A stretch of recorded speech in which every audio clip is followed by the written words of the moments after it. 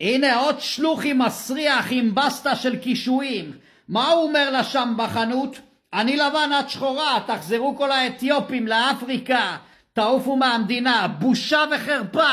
למה מה עדיף את הפרצוף אמתי דמתי שלך, יא חילזון מרוקאי, יא מקומט?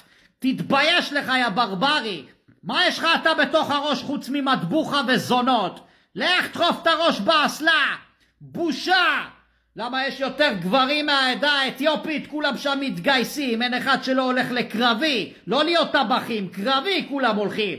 כמה חיילים מתו במלחמה האחרונה ואתה ככה מדבר, חבל אי אפשר להחזיר את הזמן אחורה. הייתי מחזיר אותם, אומר להם לא להתגייס, שולח אותך יא זבלה. בושה. למה מה, אנחנו יותר טובים מהם במשהו? גם אני מרוקאי שפל כמוך.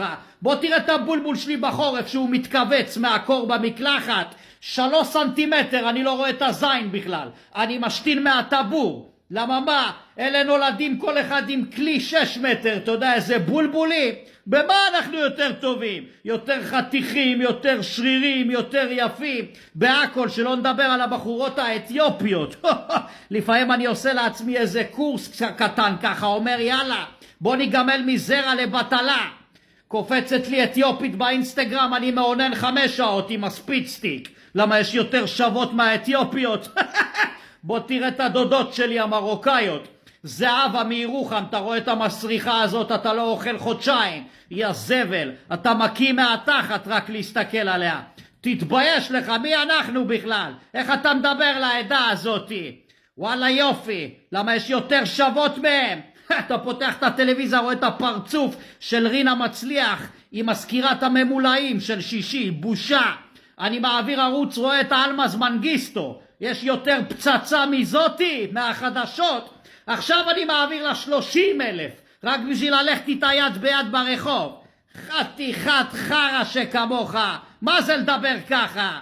ומה עם הילדה, האימנות, למה לא מחזירים אותה? כי היא אתיופית? אם זאת הייתה הבת של נפתלי בנט, הקונדום עם גיבנת הזה, היום היינו רואים טנקים ברחובות. מה קרה? אתיופית? חבל אני לא מקבל פה את ההחלטות. הייתי מרים מטוסי קרב לשמיים, אני סוגר את המדינה. אין אוכל בסופרים, אין עסקים, אין כלום. היום בערב אני מחזיר אותה. צאו לרחובות! היום תחזירו אותה, תתבייש לך יא זבל. בושה וחרפה. גם האינג'רה שלהם תהימה רצח. השבוע אכלתי אותה בתל אביב ושפרצתי מרוב שהיה טעים. אז מה אתה מבלבל לנו בביצים פה בכלל? יאללה, תתקדם יא זבלה. תראה את הפרצוף שלך. חתיכת חרה שכמוך.